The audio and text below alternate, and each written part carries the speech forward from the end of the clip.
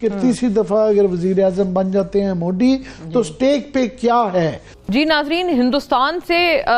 ہاتھ ملائیں، اور بلکہ موڈی صاحب اگر پرائم منسٹر بن جاتے ہیں تو زیادہ خطرناک ہمارے لیے صورتحال ہو جائے گی۔ سٹیٹمنٹ ایسا لگ رہا ہے کہ آپ ان کو کہہ رہے ہیں کہ آئے ہم سے بات کریں۔ بات چیت اور ڈیل دو مختلف چیزیں ہیں۔ دو ہاتھ اور بھی آگے بڑھنا چاہیے، وہ ہاتھ اٹھنے چاہیے پڑوسی ممالک جو ہمارے بھارت سمیت دیگر ہیں۔ وہ اس وقت ملک جو ہے وہ ایک تباہی کے تھانے کے اوپر کھڑا ہوا ہے، جیم ہویا ہوا ہے۔ یہ جو جوکرز یہاں بیٹھے ہوئے ہیں جو اپنے آپ کو پرائم منسٹر اور چیف منسٹر کہتے ہیں، ان میں تو خود اپنی مرضی سے ایک قدم نہیں اٹھا سکتے۔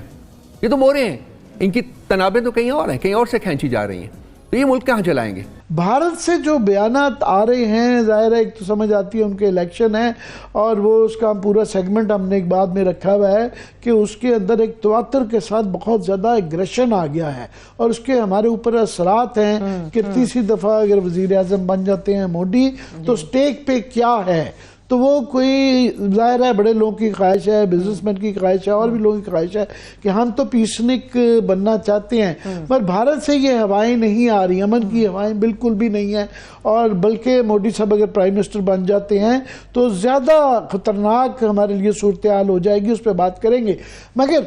یہ ہے ہمارا، آپ نے بڑی پکچر، بگ پکچر کی طرف ذرا منظر کشی کی۔ عارف حبیب صاحب، یہ دنیا بھر میں ساؤتھ ایشیا وہ واحد ریجن ہے جس کی ریجنل انٹیگریشن نہیں ہے، مطلب یہ ہے کہ آپس میں جو ملک ہیں خطے کے وہ بالکل کاروبار نہیں کر رہے۔ سارک ہمارا نان فنکشنل ہو گیا ہوا ہے کیونکہ بھارت نے یہاں نہیں آیا، ہمارا روز ترخم بارڈر اور افغانستان کے ساتھ پرابلم رہتا ہے۔ ایران سے شکر ہے کہ اب ہم نے کوشش کی ہے، یہ جو نیا بات چیت شروع ہوئی ہے اس کے اندر کافی زیادہ بارٹر ٹریڈ کا ایلیمنٹ بھی ہے، کیونکہ باقی چیزوں کے اندر مسائل رہتے ہیں، تو بارٹر ٹریڈ بھی ہے۔ چین کے ساتھ اور بڑھ سکتا ہے، ہم اس کی طرف بھی لگ رہے ہیں، مگر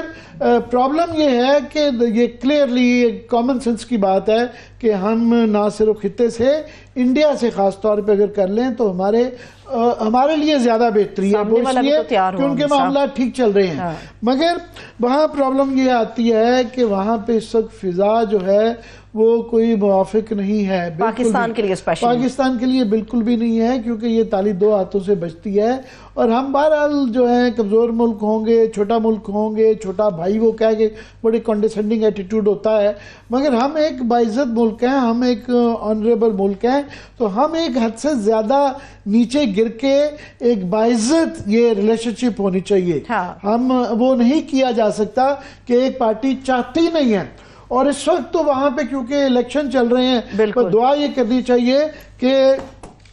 اس سے زیادہ حالات خراب نہ ہو، کیونکہ وہاں الیکشن چل رہے ہیں اور ان کے الیکشن جون 1 تک چل رہے ہیں، تو وہ ابھی خطرہ ٹلا نہیں ہے۔ ہمیں زیادہ واچفل ہونے کی ضرورت ہے، کیونکہ یاد رہے کہ پہلے تو 2014 کے جب الیکشن تھے تو اس وقت بھی پہلے گجرات کا تو سلسلہ پہلے تھا، پھر مظفر نگر کے رائٹس ہو گئے، مسلمانوں کو ٹارگٹنگ کا سلسلہ وہاں سے شروع ہوا، اور اس کے بعد پھر پچھلے اس میں پلوامہ کے بعد انہوں نے بالا کوٹ کر دیا، آف کورس ہم نے بدلہ لے لیا،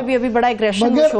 ابھی جو وہاں سے بیانات آ رہے ہیں وہ بہت ہی فکر مندی کے ہیں کہ وہ ون سٹیپ دیکھ کے، اور وہ اب تو پہلے ہی انہوں نے جو ہمارے ہاں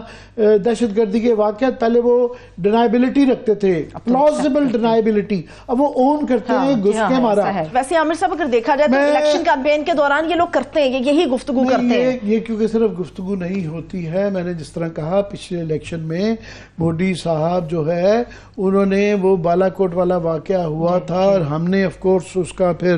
جو بڑا مؤثر جواب بھی دیا تھا ان کو، بلکہ بہت زیادہ اچھا۔ وہ ابھی نندن والا جو سلسلہ اس کے بعد ہی ہوا تھا، دانت کھٹے کر دیے تھے، مگر اس لیے یہ صرف الفاظ کی حد تک نہیں ہے، ہم تو کہہ رہے ہیں کہ جناب جو مقبوضہ کشمیر ہے وہاں آپ نے 370 کر دیا، ان کے بڑے مسائل ہیں، وہ بات کر رہے ہیں کہ جناب ہم یہ پاکستان کا آزاد کشمیر بھی لیں گے، اور یہ پھر ایک قسم کا ہمارے زخموں پہ نمک بھی رکھنے والی بات ہے کہ آف کورس ہمارے برے حالات ہیں، تو ان کا یہ آرگیومنٹ وہ بیچا جا رہا ہے وہاں پہ کہ جناب یہ کشمیر کے اندر بھی ری تھنکنگ چل رہی ہے کہ ایک ملک جس کے اندر جو ہے اس طرح کا بے تاشا، میں انڈین ٹیلی ویژن انڈین میڈیا کو کافی فالو کرتا ہوں، تو وہ وہاں پہ یہ باقاعدہ لائن بیچی جاتی ہے کشمیر کی طرف سے، اس طرح کے کوٹیشنز انٹرویوز جعلی سے دکھائے جاتے ہیں کہ وہ کہہ رہے ہیں کہ جی ہمارے یہاں آٹے کا تھیلا اتنے ہیں، وہاں پہ پاکستان کے دیکھ لیں اندر آٹے کا تھیلا اتنا ہے، ہم وہاں جا کے کیا کریں گے۔ سو یہ صرف بھارت میں نہیں، کشمیر کے اندر بھی، مقبوضہ کشمیر میں بھی یہ مسالہ بیچا جا رہا ہے، تو یہ خطرناک ہے۔ ایک تو یہ راج ناتھ سنگھ کا یہ بیان کہ وہ یہ کھل کے یہ والی باتیں کہنا، پاکستان کے آزاد کشمیر، دوسرا جو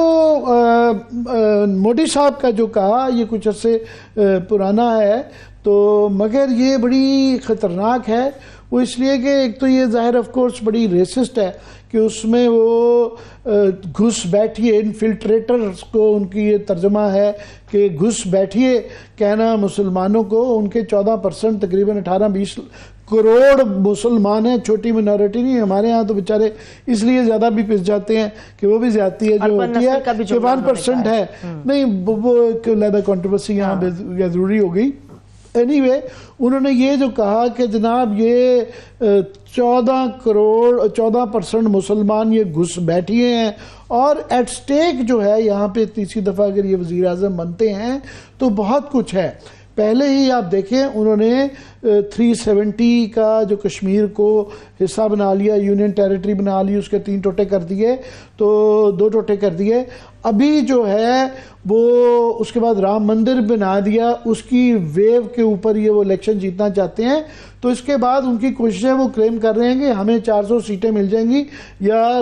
2/3 میجورٹی۔ اگر ان کے پاس یہ اکثریت آ جاتی ہے تو پھر آئینی ترمیم کر کے تو وہ بھارتی ہندو راشٹرا بنانا چاہتے ہیں۔ ویسے ٹیکنیکلی ان کی طرف سے یہ آرگیومنٹ ہے کہ ہم اسلامک ملک ہیں تو وہ کیوں نہیں ہو سکتے، مگر ان کے ہاں پرابلم یہ ہے کہ ایک تو مائنورٹی ان کی بہت بڑی ہے، دوسرا یہ ہے کہ ان کی آئین اور ان کے معاشرے اور ان کی سیاست کی اساس ہمیشہ سیکولرزم رہا ہے۔ وہ یہ ضرور ہماری ہپوکریسی کرتے ہیں کہ ہم اپنے ملک میں سیکولرزم پسند نہیں کرتے اور مس انڈرسٹینڈ کیا جاتا ہے وہاں کے مسلمانوں کے لیے ہم سیکولر آتے ہیں، مگر بہرحال جب وہاں پہ مسلمانوں کے ساتھ یہ بہت بڑا اس کے بعد یہ ہونے جا رہا ہے سٹیزن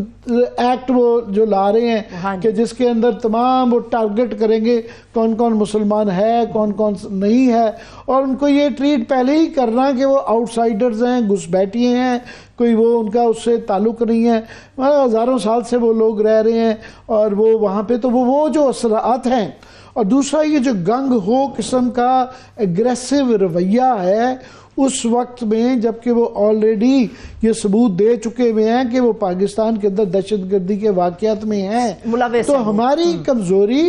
اور ہماری جو یہاں اندرونی خلفشار، عدم استحکام اور معاشی کمزوری، تو یہ وہ اس کا فائدہ اٹھاتے ہیں۔ اور وہ 2 دفعہ مودی صاحب یہ کہہ چکے ہوئے ہیں کہ جناب دیکھیں ہم نے یہ بغیر گولی چلائے جو ہے، اور یہ خبریں بھی چھپ رہی، انالیسس بھی ہو رہا ہے، بغیر گولی چلائے پاکستان تباہ کر دیا، اکنامکلی تباہ کر دیا، اور اس کے اندر ان کی جتنی بڑی اکانومی ہے اس کے اندر ہے کہ انہوں نے جس طریقے سے کوشش کی، ہمیں اتنا کامیاب نہیں ہوئے خیر، اور آئسولیٹ کرنے کی کہ یو اے ای، سعودی عربیہ ان کو اپنی طرف مائل کیا انہوں نے، اور ان کا یہ یاد رہے کہ ان کی فورن پالیسی کی ایک سکسیس ہے کہ وہ سب سے فائدہ، یو اے ای میں بھی وہ کلوز ہیں، وہ رشیا سے بھی تیل لے لیتے ہیں، امریکہ کے تو بیسٹ پارٹنر بن رہے ہیں، چین سے ان کی جنگ کی صورتحال ہے اس وقت جو ہے لداخ میں، مگر ان کی ٹریڈ اس سال بڑھ گئی ہے، پہلے سے زیادہ ہوئی، تو وہ ساروں سے کر پا رہے ہیں۔ اور ہمارا ایران کے حوالے سے یہی اب ایشو ہے کہ ہم بھی، مطلب یہ ہے کہ اب چین کے ساتھ بھی جو ہے وہاں پہ بھی ہمارے اوپر یہ پریشرز آ رہے ہیں، تو ایران کے ساتھ بھی ہماری مجبوری ہے، ہم پھنسے ہوئے ہیں، اکنامکلی پھنسے ہوئے ہیں، انرجی کے ہمیں اپنا سروائیول کرنا ہے، سو یہ ہمیں بھی کہیں نہ کہیں یہ بڑے فیصلے ہیں، پر انفارچونیٹلی کیونکہ ہمارے ہاں اس وقت